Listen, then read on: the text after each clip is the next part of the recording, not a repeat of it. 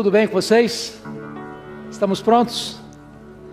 Pois bem, então nós vamos começar hoje uma nova exposição. Nós concluímos, pela graça de Deus, a exposição de Romanos, e hoje vamos começar a exposição das duas cartas de Pedro, primeira e segunda carta de Pedro. E eu peço a você que abra a sua Bíblia comigo na primeira carta de Pedro. E hoje nós vamos fazer uma introdução. Nós não vamos fazer uma exposição, mas vamos fazer uma introdução a esta primeira carta de Pedro. E peço que você abra, nós vamos ler os dois primeiros versículos. Os dois primeiros versículos. Por gentileza, abra aí.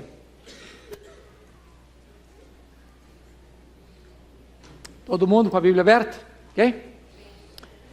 Está escrito o seguinte: Pedro, apóstolo de Jesus Cristo, aos eleitos que estão, ou que são forasteiros da dispersão, no Ponto, Galácia, Capadócia, Ásia e Bitínia, eleitos segundo a presciência de Deus Pai, em santificação do Espírito, para a obediência e a expersão do sangue de Jesus Cristo, graça e paz vos sejam multiplicadas.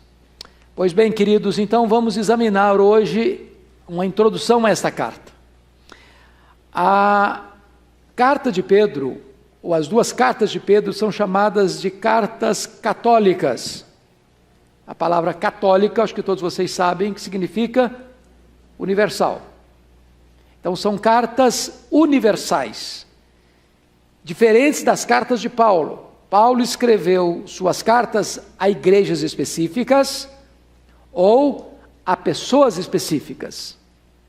Então ele escreve para a igreja de Roma, ele escreve para a igreja de Corinto, ele escreve para as igrejas da Galácia do Sul, que ele fez na primeira viagem missionária, ele escreve para a igreja de Éfeso, para a igreja de Filipos, para a igreja de Colossos, para a igreja de Tessalônica, e ele escreve para pessoas específicas, para Timóteo, para Tito e para Filemon.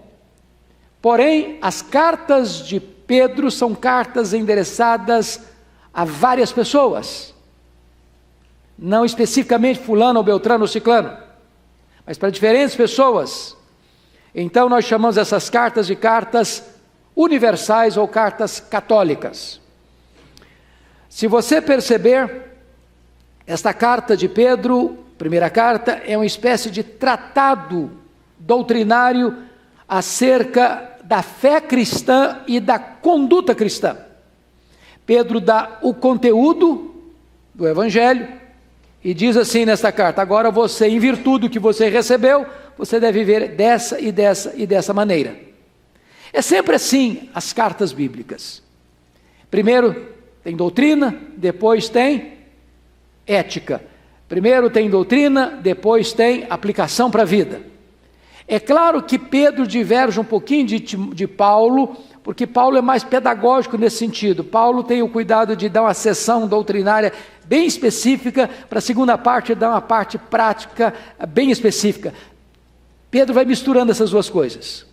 Ao mesmo tempo que trata da doutrina, ele já entra com a aplicação da doutrina. Tá bom? Bom, dito isso, eu gostaria que então nós fizéssemos algumas considerações introdutórias. Primeiro, quem é o autor da carta? Quem é o autor desta carta? É claro que o próprio texto está dizendo Pedro, apóstolo do Senhor Jesus Cristo. Por que esses documentos antigos não são como os nossos hoje, onde você só assina no final do documento e não no começo do documento?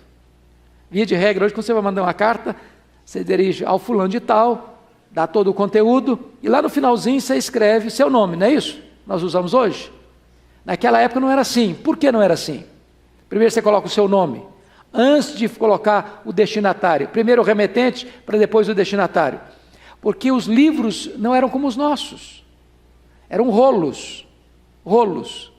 Então, para que a pessoa não tivesse que desenrolar todo aquele longo documento para saber quem mandou, logo no começo já vem o nome da pessoa que está mandando e para quem está mandando. Depois vem o conteúdo. Então é por isso. A primeira carta de Pedro foi o primeiro livro do Novo Testamento a ser validado no cânon. Então, é o primeiro livro a ser aceito no cânon como um livro inspirado. O testemunho dos pais da igreja foi unânime de que Pedro escreveu essa carta. O testemunho dos reformadores foi unânime de que Pedro de fato escreveu essa carta. Todos os eruditos bíblicos conservadores foram unânimes em afirmar que Pedro foi quem escreveu essa carta. A dúvida só vem no século XIX por parte dos críticos liberais, que mais tarde eu vou dizer por que eles colocaram em xeque se foi Pedro mesmo que escreveu essa carta, e daqui a pouquinho eu vou dizer para vocês por quê, com mais detalhes, e já vou só adiantar. É que 1 de Pedro é o melhor grego de todo o Novo Testamento. Então os críticos dizem, mas Pedro era um camarada iletrado, e como é que ele escreveu uma carta ainda com o grego mais refinado? Então questionam a autoria de Pedro, e nós vamos dizer por que essa análise não está apoiada. No contexto imediato, internamente do próprio livro e também do seu contexto geral. Bom, quem foi esse Pedro? Vamos fazer apenas um resuminho de quem foi Pedro? Pedro era filho de João, irmão de André. Pedro nasceu em Betsaida. Betsaida é uma cidadezinha que ficava ao redor do mar da Galileia. Pedro era casado. Pedro foi morar, depois de casado, em Cafarnaum, que foi a mesma cidade que Jesus adotou como sua cidade, quartel-general do seu ministério. Pedro era um empresário de pesca, sócio, juntamente com André, dos dois filhos de Zebedeu, Tiago e João. Pedro foi chamado por Jesus para ser um pescador de homens. Pedro foi mais tarde escolhido como apóstolo de Jesus Cristo e o líder deles, tanto antes da sua queda como depois da sua restauração. Pedro foi um homem líder, porém de temperamento muito turbulento, porque Pedro era um camarada de altos e baixos, de avanços e recuos, um homem que falava sem pensar, que tomava decisões arrojadas, mas sem a devida reflexão, mas um homem poderosamente usado por Deus, né? Um homem transformado por Jesus Cristo. E é muito importante que se diga que hoje quase 1 bilhão de pessoas pensam que Pedro recebeu de Jesus um primado, que Pedro foi o primeiro papa da igreja e que os papas atuais são sucessores de Pedro. Embora nós entendamos que Pedro foi um homem de Deus, que foi um apóstolo, que foi líder no colégio apostólico, nós não cremos, à luz da Escritura, que Pedro recebesse um primado, que Pedro fosse o primeiro papa, de forma nenhuma, e eu vou lhes dar razões bíblicas para isso. Primeiro, porque os dois textos que se usam para fundamentar o primado de Pedro não têm base bíblica nenhuma. Quando Jesus disse em Mateus 16, 18, eu também te digo que tu és Pedro, e sobre esta pedra eu edificarei a minha igreja. É claro que aqueles que acham que Pedro recebeu um primado, pensam que a pedra aí sobre a qual a igreja está edificada é Pedro. Mas não é isso que está no texto, por duas razões. Primeiro, a palavra Pedro e a palavra pedra são palavras muito próximas. Pedro é Petros, pedra é Petra. Não é Pedro, não é pedra que se deriva de Pedro, mas é Pedro que se deriva de pedra. A palavra Petros é fragmento de pedra.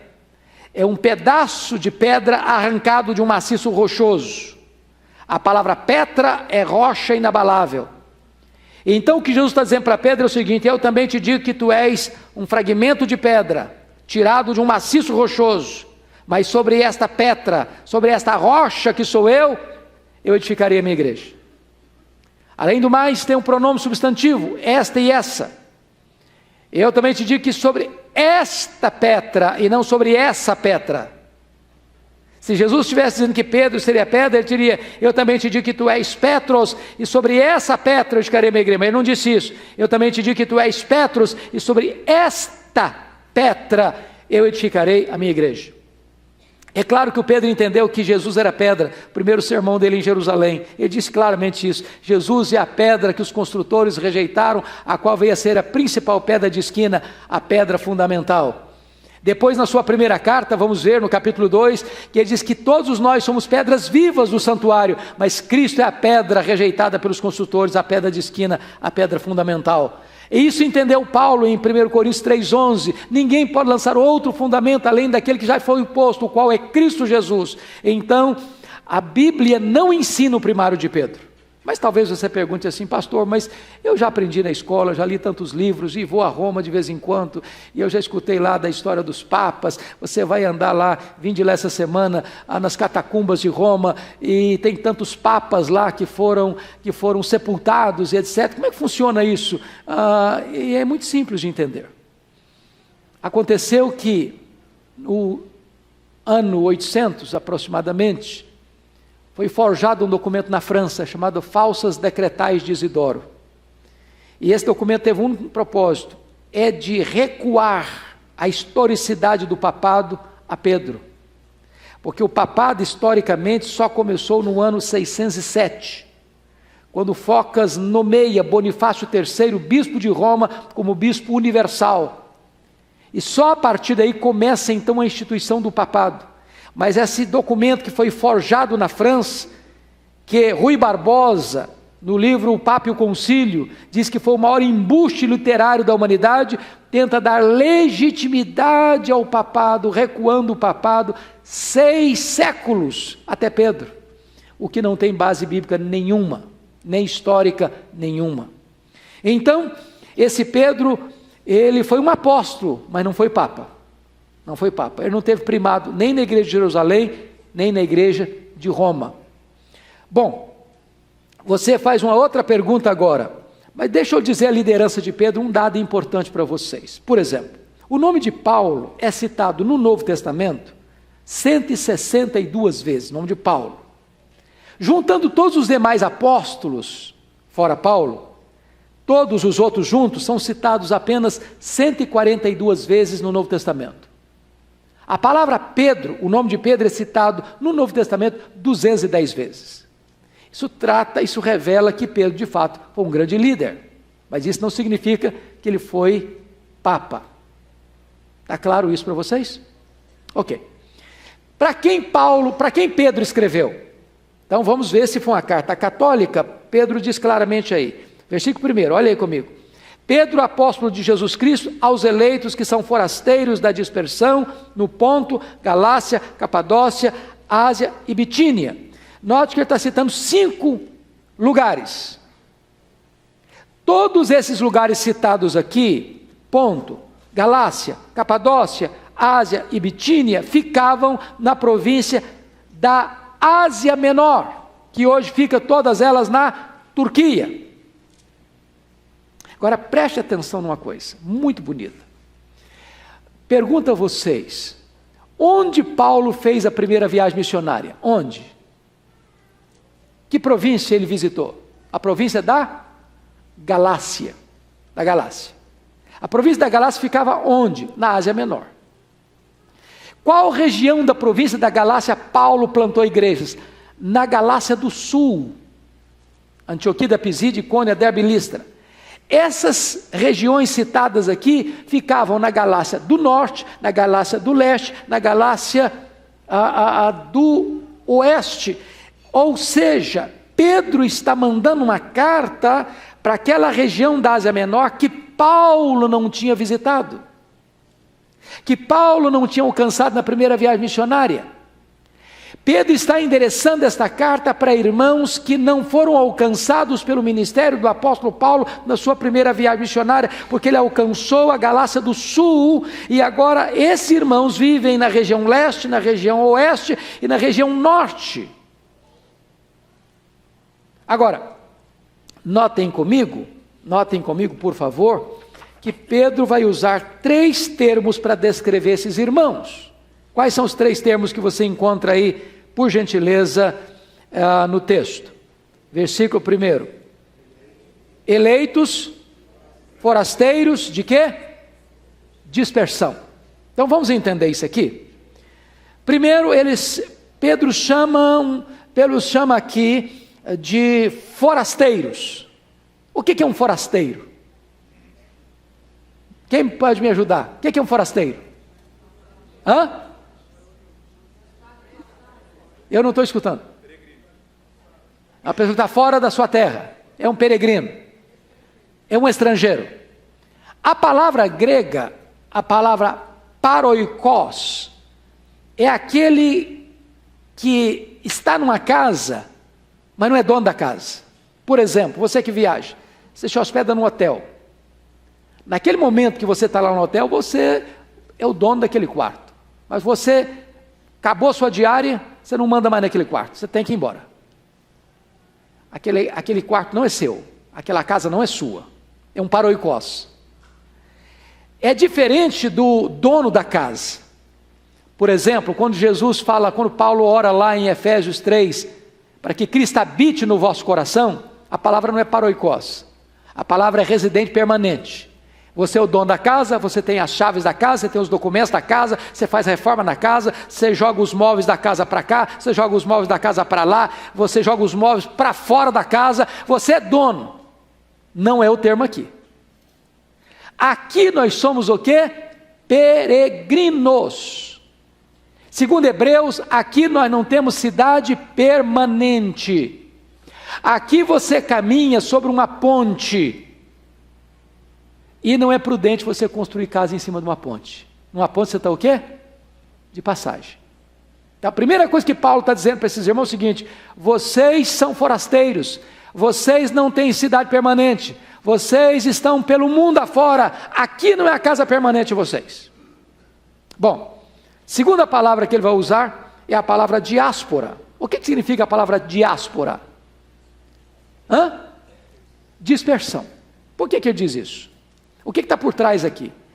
Pedro está escrevendo esta carta para crentes que estão debaixo de perseguição, que tiveram que fugir da sua casa, da sua cidade, largando para trás seus bens, suas propriedades, seus relacionamentos, e estão perambulando pelo mundo, caminhando debaixo de perseguição, mas salvos, mas crentes, mas perseguidos, mas difamados, passando por tribulações as mais diversas, passando pelo fogo da prova.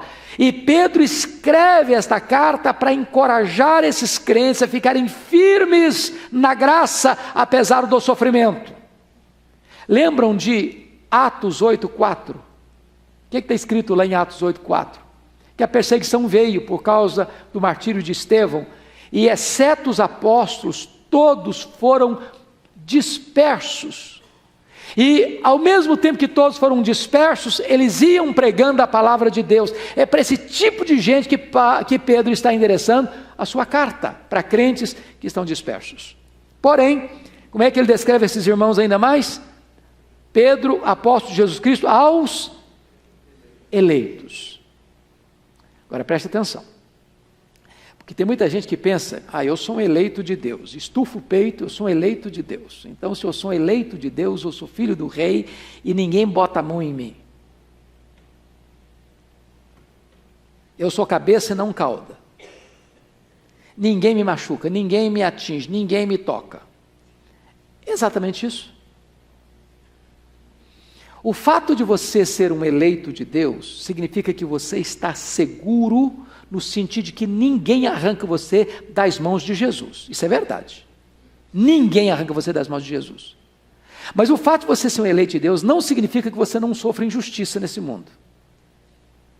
Que não venha uma perseguição sobre a igreja e você perca sua liberdade, seus bens, sua casa.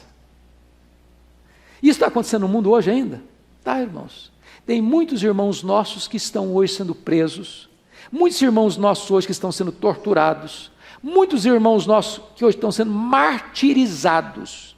Você pensa que Deus gosta mais de você do que deles? Não, não. O que Pedro está dizendo é que esse grupo para quem ele está escrevendo essa carta, eles são eleitos de Deus, são escolhidos de Deus para a salvação. Sua salvação está segura e garantida, mas é gente que está dispersa, é gente que não tem residência permanente, é gente que está aí caminhando pela vida, debaixo de perseguição e sendo difamada, mas gente salva pela graça. Pois bem, dito isto, vamos entender uma outra coisa nessa carta. Que data Pedro escreveu essa carta? Que data? 64? Talvez, possivelmente. Como é que nós poderíamos orientar a data que Pedro escreveu essa carta? Bom, primeiramente vamos pensar numa coisa. Antes da data, vamos costurar essas duas coisas juntas. Quando e de onde ele escreveu? Bom, fica evidente lá em 1 de Pedro 5, versículo 13, dá uma olhadinha lá, 5:13. Aquela que se encontra em Babilônia, também eleita, vos saúda, como igualmente meu filho Marcos. Então Paulo escreve essa carta de onde? Babilônia. Agora vem a pergunta, que Babilônia? Que Babilônia? Haviam na época de Pedro 3 Babilônias. Uma ficava no Egito, outra ficava no Oriente, outra era um título da cidade de Roma. Por quê? Você se lembra que quando João escreveu o Apocalipse, ele escreveu debaixo da perseguição de Domiciano. E ele escreve o livro de Apocalipse para mandar para as igrejas e escreve em termos de códigos, de símbolos, porque a igreja está perseguida. E ele chama Roma a grande Babilônia, a grande meretriz. Então, alguns estudiosos, e eu hoje estou inclinado a crer que seria a melhor proposta, que esta Babilônia, Calvino pensava que era a Babilônia do Oriente, mas que esta Babilônia da qual ele escreve essa carta seja Roma. E ele escreve Babilônia por códigos, como João escreveu Apocalipse, chamando Roma de a grande meretriz ou a grande Babilônia. Se ele escreveu de Roma, e nós não podemos afirmar isso categoricamente, quando ele escreveu? Bom, nós podemos chegar a algumas conclusões. Porque o catolicismo romano ensina que Pedro foi o Papa de Roma, o primaz de Roma, e que viveu em Roma dos anos 42 a 67, época do seu martírio. Porém, nós temos algumas evidências muito lógicas e coerentes e consistentes que Pedro não estava em Roma nesse período. Por que não? Vejamos. Quando Paulo estava indo para Jerusalém, no final da sua terceira viagem missionária, de caminho para Jerusalém, ele escreve a sua carta aos romanos. Lembram disso? E na última parte da carta aos romanos, no capítulo 16, Paulo faz a mais longa lista de saudações de todas as suas epístolas. Ele faz 28 citações de pessoas que viviam em Roma.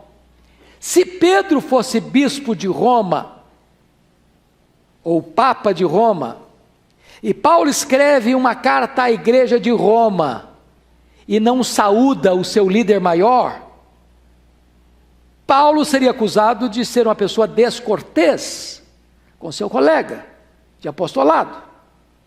Por que ele não cita Pedro? Muito provavelmente porque Pedro não estava lá.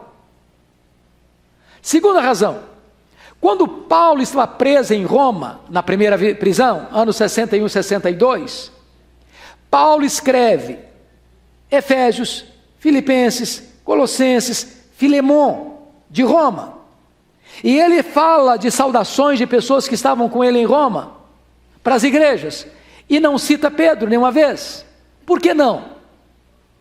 Se ele está debaixo do primado de Pedro em Roma, e ele não cita Pedro, seria uma deselegância de Paulo. Por que ele não cita Pedro? Porque muito provavelmente Pedro não estava lá. Então, nós podemos concluir que Pedro escreveu essa carta, se de Roma foi, entre os anos 63, que foi um ano depois que Paulo sai da primeira prisão, e os anos 67, onde diz a tradição que ele foi condenado à morte e crucificado.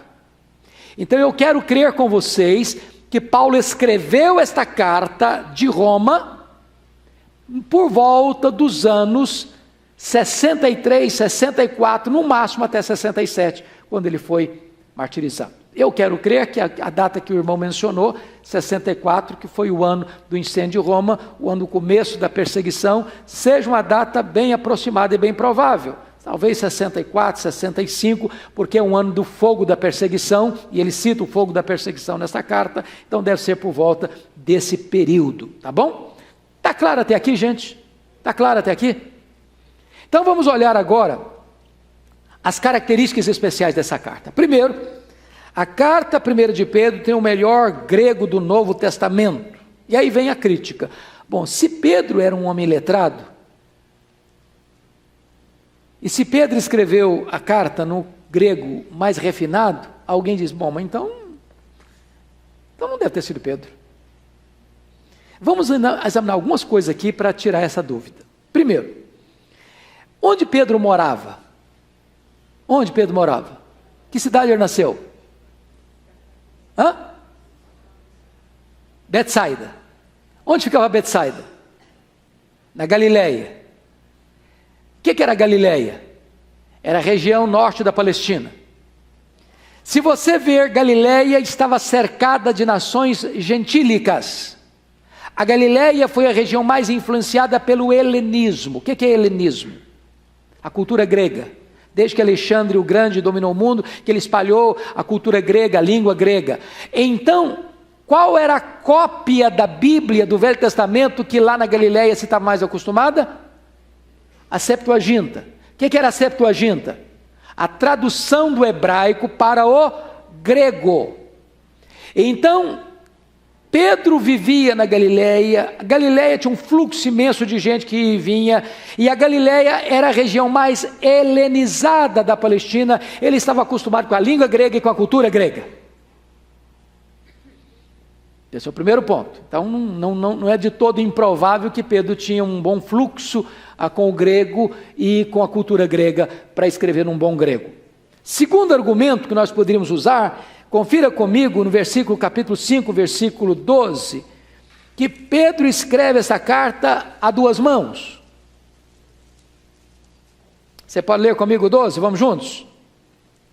Por meio de Silvano, que para vós outros é fiel irmão, como também o considero. Vos escrevo resumidamente, exortando e testificando de novo, que esta é a genuína graça de Deus, nela estáis firmados. Então, Pedro escreve a sua carta primeira em parceria com quem? Silvano. Quem é esse Silvano? Esse Silvano aqui é o mesmo Silas, que foi parceiro do apóstolo Paulo na segunda viagem missionária. Ele era profeta da igreja de Jerusalém. Ele era cidadão romano. Era um homem culto. E Silvano foi quem escreveu esta carta juntamente com Pedro.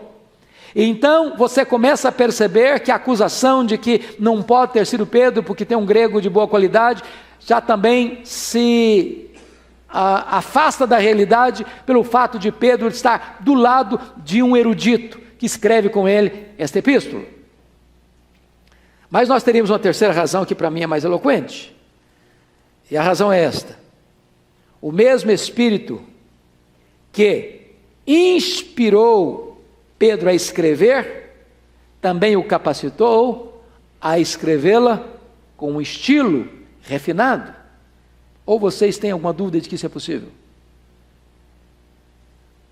Então, digo a vocês que esta crítica de que não foi Pedro que escreveu porque tem um bom grego, não tem fundamentação nem interna nem externamente.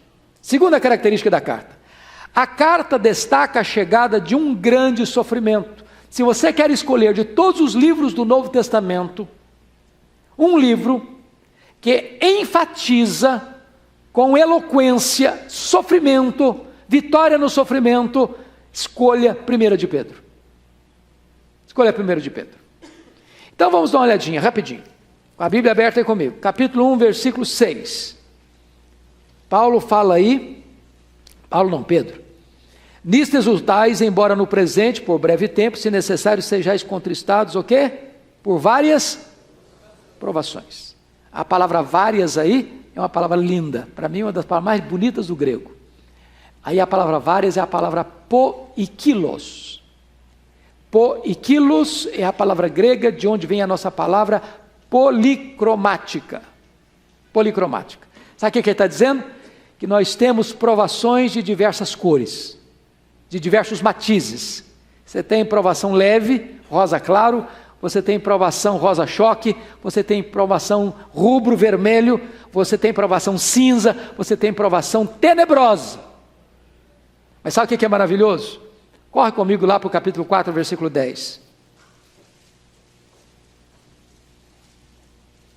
Vamos ler juntos? Servir uns aos outros, cada um conforme o dom que recebeu, como os bons despenseiros da multiforme graça de Deus. Sabe o que significa a palavra multiforme aí? Poikilos. Várias e multiforme é a mesma palavra grega, poikilos. Sabe o que Pedro está dizendo para nós? Para cada cor de provação que você tem, a graça tem a mesma cor para assistir você.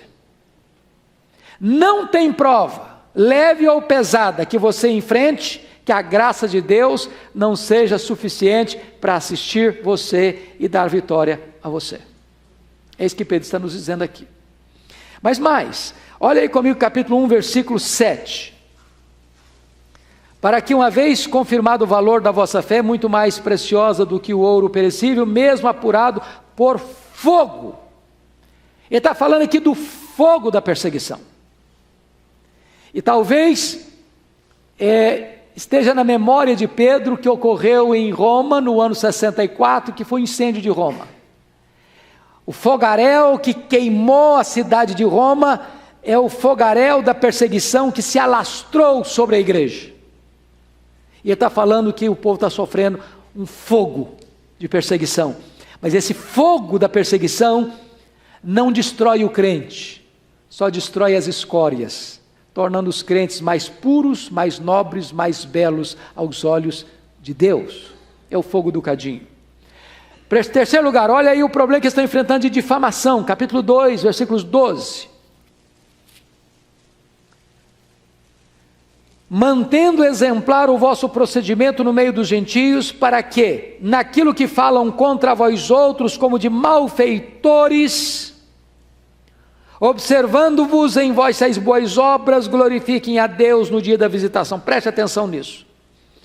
E eu quero concordar com o irmão que citou a data de 64. Qual foi a acusação que veio sobre os crentes depois de 17 de julho, de 17 a 24 de julho, que foi o incêndio na cidade de Roma? Qual foi a acusação? Fizeram o quê? Eles que puseram fogo em Roma. Então, além de você perder sua casa, além de você perder sua propriedade, além de você ter que sair da sua casa e perambular pelo mundo, você recebe ainda o quê? Uma difamação. Qual a difamação? Falando contra vós outros que vocês são o quê? Malfeitores, criminosos, bandidos. Não foi essa a acusação que fizeram a Paulo? Está lá escrito na segunda carta de Paulo, capítulo 2, versículo 9. Paulo escreve para Timóteo o seguinte: ô Timóteo, pelo Evangelho, eu estou sofrendo até algemas como malfeitor. Então esses crentes estão perseguidos e difamados, de criminosos, de malfeitores, de serem incendiários de Roma. Paulo escreve para eles, nesse fogo ardente da perseguição. Agora, que mais? Olha capítulo 4, versículo 12, por favor. Vamos ler juntos 4:12? Vamos lá? Amados, não estranheis o fogo ardente, que surge no meio de vós, destinado a provar-vos, como se alguma coisa extraordinária vos estivesse acontecendo. Olha o versículo 16 comigo, 4,16. Mas, se sofrer como cristão, não se envergonhe disso. Antes, glorifica a Deus com esse nome. Finalmente, dá uma olhadinha no 5,9. Vamos lá? Resistir-lhe firmes na fé, certos de que sofrimentos, iguais aos vossos, estão se cumprindo na vossa irmandade, espalhada pelo mundo. Então, note você que não é uma perseguição localizada, é uma perseguição generalizada. Bom, se você está passando por luta, não pense que você é exceção, não. Ao redor do mundo tem irmãos seus que estão sofrendo as mesmas provações. É para essa gente que Pedro está escrevendo. Mas olhe bem uma coisa. Você, na linguagem de Pedro, deve estar pronto a sofrer. Olha o capítulo 3, versículo 14.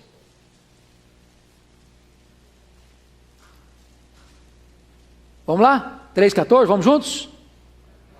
Mas ainda que venhais a sofrer por causa da justiça, bem-aventurados sois. Não vos amedronteis, portanto, com as suas ameaças, nem fiqueis alarmados. Ô gente, não é brincadeira não, você ser arrancado da sua casa, arrancado da sua propriedade, arrancado da sua família, você perder a liberdade, você está sendo forasteiro andando, sem destino certo, sem cidade certa, e atrás de você vem o fogo da perseguição, atrás de você vem a difamação, você é líder dos incendiários, você é malfeitor. E Paulo diz assim, Pedro diz assim, ó, não fique inquieto não, fica com medo não, fica firme aí, fica firme aí. Aliás, ele diz no 3,15, santificar a Cristo como Senhor no vosso coração, estando pronto para dar razão da esperança que é em vós. Qual é a capacitação do sofrimento? 4,13, vamos ler juntos 4,13? Como é que você enfrenta o sofrimento? Segundo Pedro, vamos lá? 4,13. Pelo contrário, alegrai-vos na medida em que sois coparticipantes dos sofrimentos de Cristo, para que também na revelação de sua glória vos alegreis exultando. Só o cristianismo ensina isso, irmãos. Alegria no sofrimento. Só o cristianismo. Mas não é que você é masoquista, que gosta de sofrer. É que você entende que no sofrimento Deus está tendo um propósito maior, que é a glória de Deus e o testemunho do Evangelho. Pois bem, qual a outra ênfase desta carta, além do sofrimento? Ele trata solenemente nesta carta sobre a graça de Deus. É a graça de Deus que assiste a gente. E se você perceber, confira comigo 5,12, ele deixa claro aí para nós qual o propósito dessa carta. Lá no finalzinho, ele diz assim, vos escrevo, 5,12, vos escrevo resumidamente, exortando e testificando de novo, que esta é a genuína graça de Deus. Nela está aí firmes. Então, Pedro está escrevendo sobre o que mesmo? A genuína graça de Deus. Fique firme nela. Não importa o que aconteça com você, firme os seus pés nessa rocha. Essa é a ênfase que Pedro diz nessa carta. Qual outra ênfase que ele vai dar? A doutrina da Trindade. Volta comigo ao capítulo 1. Olha, leia, por gentileza, versos 1 e 2. Vê se você encontra a Trindade aí. No versículo 2. Leia comigo o verso 2. Vamos lá? Eleitos, segundo a presciência de Deus Pai, em santificação do Espírito, para a obediência e a expressão do sangue de Jesus Cristo, graça e paz a vós outros sejam multiplicados. Você está vendo a Trindade aqui? O Pai elegendo, o Espírito Santo santificando, e o sangue de Jesus redimindo. Você encontra aqui o Pai, o Filho e o Espírito Santo trabalhando aqui a sua salvação. O plano é do Pai, a execução é do Filho, a aplicação da redenção é do Espírito Santo. Essa é a ênfase também que Pedro está trazendo nesta epístola. Mas tem mais. Veja você que Pedro vai destacar de forma muito bonita nesta carta a doutrina de Cristo. Quem é Cristo na primeira de Pedro? Vamos ver. Primeiro, encontramos nesse versículo 2 que é por meio dele que nós somos redimidos, resgatados e salvos, né? Esta é uma verdade gloriosa, sublime, que ele vai nos trazer. Segundo, quem é Cristo para nós? Olha o capítulo 2, versículo 21. Você pode ler o capítulo 2, 21 comigo? Vamos lá?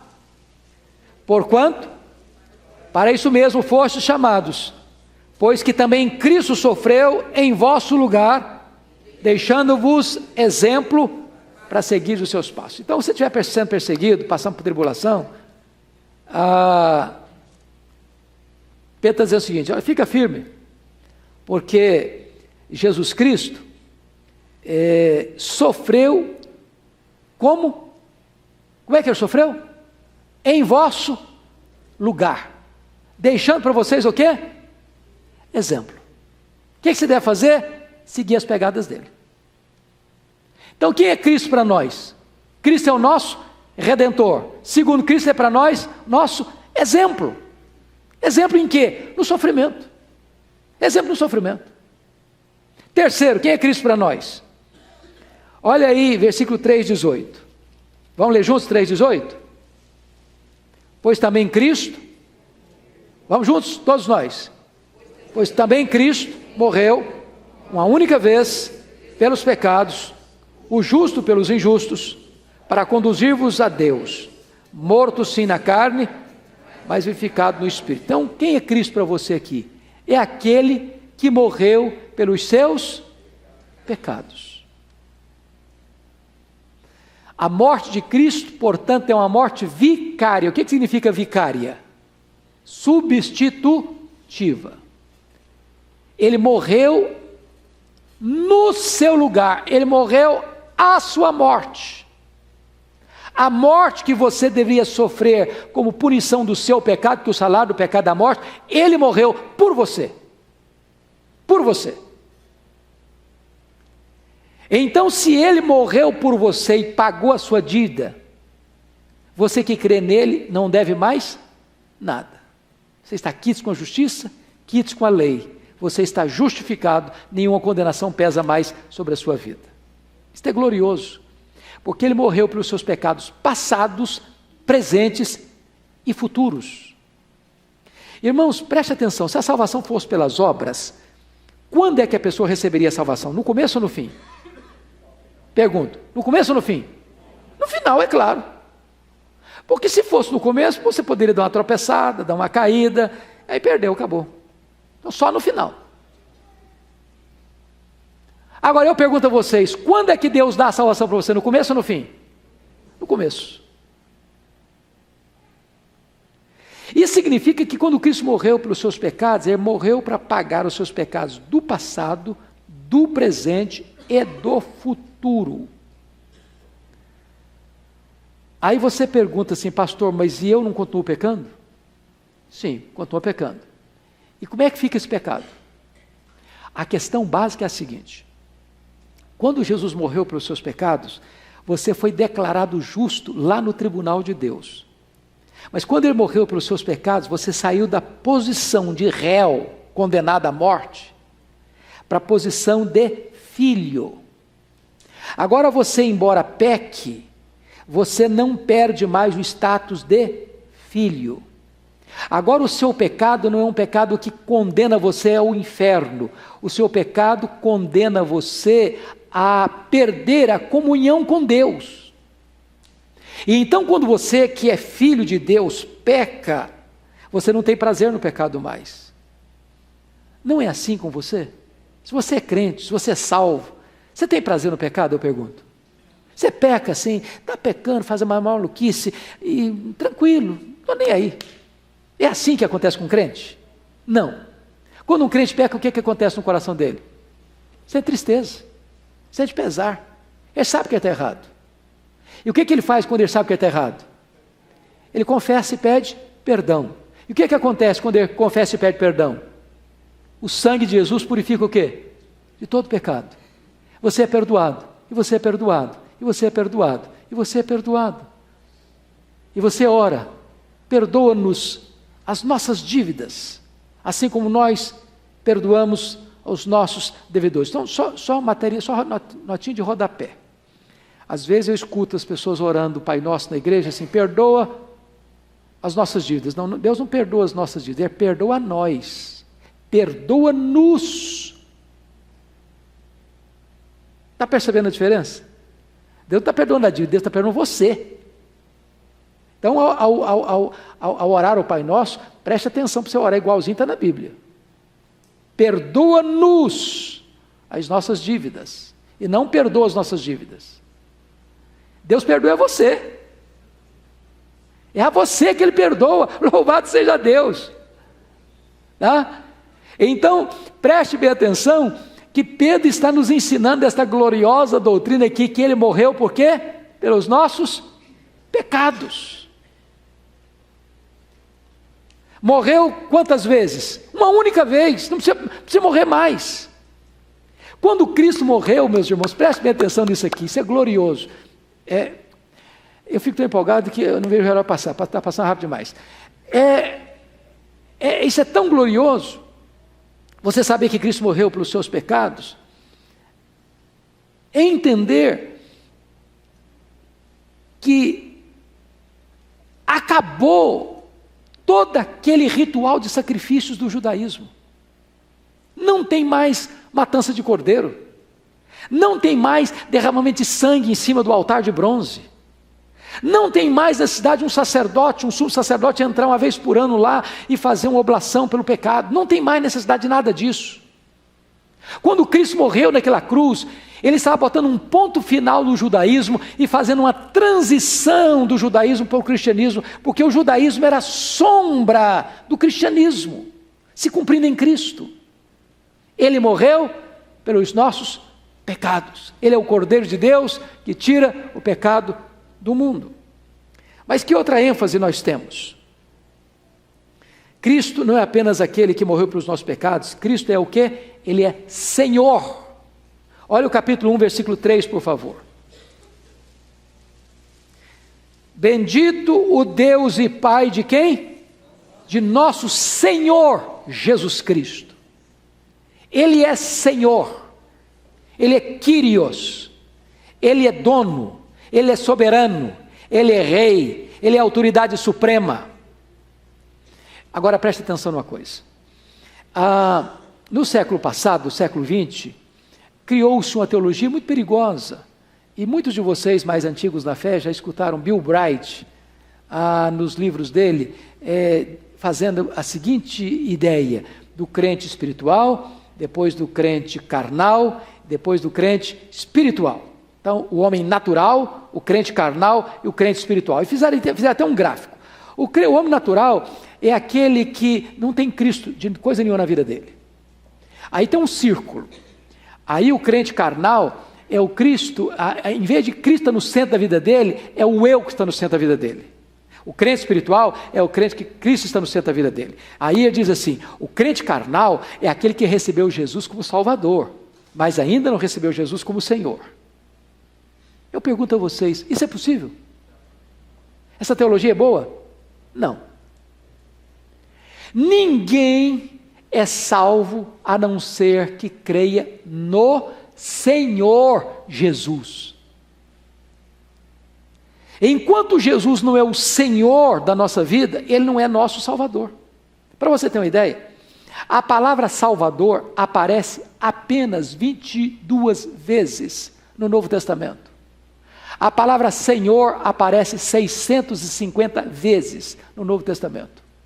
A grande ênfase do Novo Testamento é que Jesus é o Senhor. Essa é a ênfase de Pedro. Pois bem, vamos um pouquinho para frente. Qual outra ênfase que ele dá? Ele mostra nesta carta a obra do Espírito Santo. Versículo 2 do capítulo 1, o que ele diz aí? Eleito segundo a presciência de Deus em santificação do Espírito. Então ele vai tratar da santificação do Espírito Santo na nossa vida. Quem nos santifica é o Espírito Santo, né? É o Espírito Santo.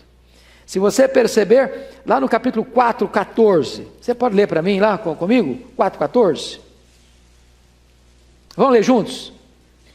Se, pelo nome de Cristo, sois injuriados, bem-aventurados sois, porque sobre vós repousa o Espírito da glória de Deus. O que é ser injuriado, gente? Hã? O que é ser injuriado? É alguém que chega e joga lama no seu nome, na sua honra, difama você, fala mal de você, conta mentira a seu respeito, destrói a sua reputação. E aí, Pedro vem dizer o seguinte: olha, se você está sendo injuriado, fica triste não, se alegre por isso, se é por causa da justiça, porque repousa sobre você o Espírito da glória. No meio de tanta luta, de tanta prova, de tanta acusação, você tem uma alegria indizível e cheia de glória. Aliás, dá uma olhadinha no capítulo 1, versículo 8. Isso para mim é um dos textos mais lindos. Essa semana eu escrevi uma pastoral sobre esse versículo. Eu acho isso aqui impressionante. Vamos ler juntos, com voz bem eloquente, 1:8. Vamos lá? A quem, não havendo visto, há mais, no qual, não vendo agora, mas crendo, exultais, com alegria indizível e cheia de glória. Hoje, gente, sabe o que eu penso? Quem aqui tem, assim, o hábito, de vez em quando, ir num estádio de futebol, assistir o time da sua preferência? Quem? Eu tenho vontade de ir, ainda vou. Eu quero ir. No dia que o meu time estiver melhor e tiver pegar um adversário bem fraco, para não sair de lá derrotado. Agora, você já viu com que vibração um torcedor pula na arquibancada na hora que o seu time faz um gol? Quem já assistiu a seleção brasileira numa Copa do Mundo, numa final, e o Brasil está ganhando, e diz gol. Gol. É assim que a gente reage. Você quer pular e jogar até a televisão para cima, gol! Aí Pedro está dizendo que você que tem Jesus, você que, embora não esteja vendo fisicamente Jesus, mas você conhece Jesus, você se alegra com alegria indizível e cheia de glória. Você acha que tem espaço para esse tipo de oração na igreja? Eu estava pregando ontem numa igreja Assembleia de Deus, uma igreja muito preciosa e amada, e eu estava falando que, às vezes, a minha experiência de rodar pelo Brasil afora, tem igreja que eu chego, é aquela que nós chamaríamos de ultraconservador. Não tem nada de errado com isso, mas as pessoas não esboçam uma reação. Você não sabe se ela está gostando, se ela não está gostando, se ela está acompanhando, se ela não está acompanhando. É um negócio assim, congela a imagem. Congela. A pessoa está de um jeito, você fica desesperado. Tem outro lugar também que a pessoa está tão emotiva que você não sabe se ela está entendendo o que você está falando.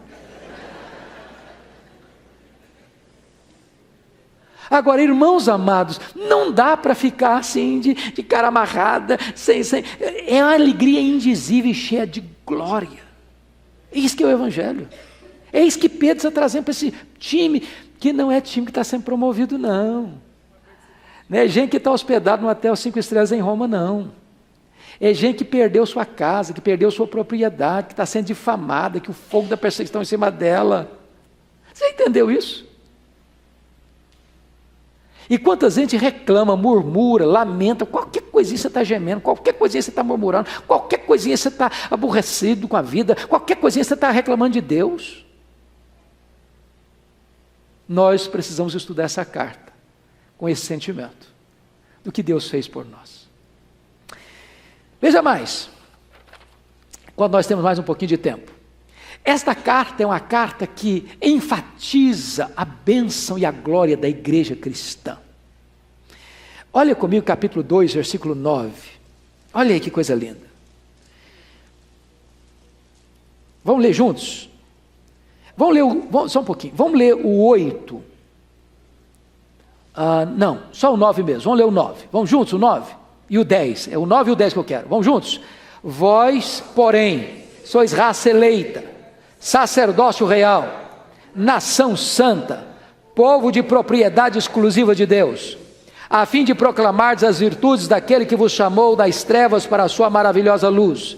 Vós sim, que antes não erais povo, mas agora sois povo de Deus, que não tinhas alcançado misericórdia, mas agora alcançastes misericórdia. Notem vocês que Pedro está escrevendo para uma igreja, tanto judaica quanto a igreja gentílica. Não erais povo, mas agora sois povo. E ele vai nos ensinar algumas verdades gloriosas aí. Nós somos o quê? Raça eleita. Nós somos o quê? Sacerdócio real. Nós somos o quê? Nação santa. Nós somos o quê? Povo de propriedade exclusiva de Deus. O que é propriedade exclusiva? Numa linguagem bem caipira, ninguém tasca. Ninguém tira casquinha no sentido de que, não, agora você diz que é de Deus, mas agora você vai ser meu. Não, você é de Deus e só de Deus. Deus guarda você como a menina dos seus olhos. Você é a menina dos olhos de Deus. Deus protege você. Deus é um muro de fogo ao redor de você. Você está escondido com Cristo em Deus, assentado nas regiões celestes. Significa que eu não vou ser provado? Não. Significa que apesar da prova, ninguém pode tirar você dos braços de Jesus. Isso é maravilhoso, irmãos. Isso é glorioso. Pois bem, vamos um pouquinho mais. Esta carta é uma carta que destaca que a nossa salvação é o fundamento da nossa alegria. A sua alegria não é em virtude que você é uma pessoa que tem uma boa formação. A gente tem alegria nisso, não tem? Claro que tem. Você tem uma família maravilhosa, é claro que você tem motivo de alegria. Você mora numa casa confortável ou num apartamento confortável, isso é motivo de alegria. Você tem pão sobre a sua mesa todo dia para comer, isso é motivo de alegria. Você tem saúde, ou você tem um bom plano médico, ou você não tem plano médico, mas você tem médicos amigos, ou você não tem médicos amigos, você vai para o SUS e mesmo lá com dificuldade você ainda é atendido. Você tem amigos, você tem liberdade de ir e vir, você tem direitos, ainda que não tão seguros, mas alguns direitos básicos garantidos. Você tem liberdade de sair da sua casa, vir aqui para a igreja, sem que ninguém pare no caminho perguntando, você está levando Bíblia aí? Tantas coisas boas. Porém, a razão da nossa maior alegria, irmãos, é que nós temos uma salvação eterna. Eterna. Nós estamos aqui de passagem. Nós estamos numa ponte, em cima de uma ponte. De um mundo para o outro. Da terra para o céu. Do tempo para a eternidade. Da história para a transhistória. E em cima da ponte não é sensato construir casa. Você pode ter bens? E tem, louvado seja Deus. Você tem posses? E tem, louvado seja Deus. Mas não põe o seu coração nisso não. Isso vai ficar. O fogo vai destruir. Mas você tem uma salvação e uma herança eterna, imaculada nos céus. Você pode ser perseguido? Pode. Mas ninguém tira de você essa herança. Pedro está dizendo que esta convicção da salvação é que dá a você motivo de uma alegria indizível e cheia de glória. Vamos dar uma olhadinha no 4, 12 e 13. 4, 12 e 13. Eu vou encerrando por aqui. Vamos lá? Amados, não estranheis o fogo ardente que surge no meio de vós, destinado a provar-vos, como se alguma coisa extraordinária vos estivesse acontecendo. Pelo contrário, alegrai-vos na medida em que sois participantes dos sofrimentos de Cristo, para que também, na revelação de sua glória, vos alegreis exultando. O que ele está dizendo é o seguinte, aqui é prova. Então, se a provação chegar, não estranhe não, como se fosse uma coisa, meu Deus do céu, eu não esperava que tivesse provação. Não espere provação sim, vai ter luta sim. O mundo vai ser hostil sim. Se você for fiel a Deus, você vai ser criticado sim. Mas você, apesar disso, você deve exultar e se alegrar. porque a sua salvação vai ser consumada na gloriosa volta do Senhor Jesus. Que Deus nos abençoe, irmãos. Que Deus nos dê graça. E eu só queria concluir então, fechando com o último ponto, que esta carta aponta para a segunda vinda de Cristo. Eu queria só que você olhasse comigo, capítulo 5, versículo 4. Vamos lá? 5, 4, vamos juntos? Ora, logo que o Supremo Pastor se manifestar, recebereis a imarcessível coroa da glória. O que é a palavra imarcessível? Quem me dá um sinônimo? Não? Que não pode extinguir-se. Que mais? Que não murcha. Imperecível. Logo que o Supremo Pastor, quem é o Supremo Pastor? Jesus Cristo. Então, deixa eu dar uma dica bonita para vocês de homilética aqui. Leia o Salmo 22, 23 e 24, numa sentada só, num fôlego só. Qual a diferença que você vai ver entre esses três salmos? O 22 fala da morte, o 23 fala da vida, o 24 fala da glória. Jesus Cristo nos é apresentado na Bíblia, no Novo Testamento, de três maneiras. Ele é o bom pastor, ele é o grande pastor e ele é o supremo pastor. O bom pastor é o Salmo 22. Como bom pastor, ele deu a vida pelas ovelhas. O grande pastor é o Salmo 23. Ele vive para as ovelhas. O supremo pastor é o Salmo 24, ele voltará para as ovelhas. Então, como bom pastor, ele morreu pelas ovelhas. Como grande pastor, ele vive para as ovelhas. Como supremo pastor, ele voltará para as ovelhas. Este é o nosso glorioso Redentor. E é disso que vamos tratar na exposição desta carta. Então, sugiro a vocês, até peço a vocês, que leiam esta carta, 5 capítulos. Leia em casa. Porque na próxima vez, daqui a 15 dias, se Deus permitir, nós exporemos já a partir do primeiro capítulo, entrando então na exposição da carta, tá bom? Vamos ficar em pé e vamos orar com gratidão a Deus.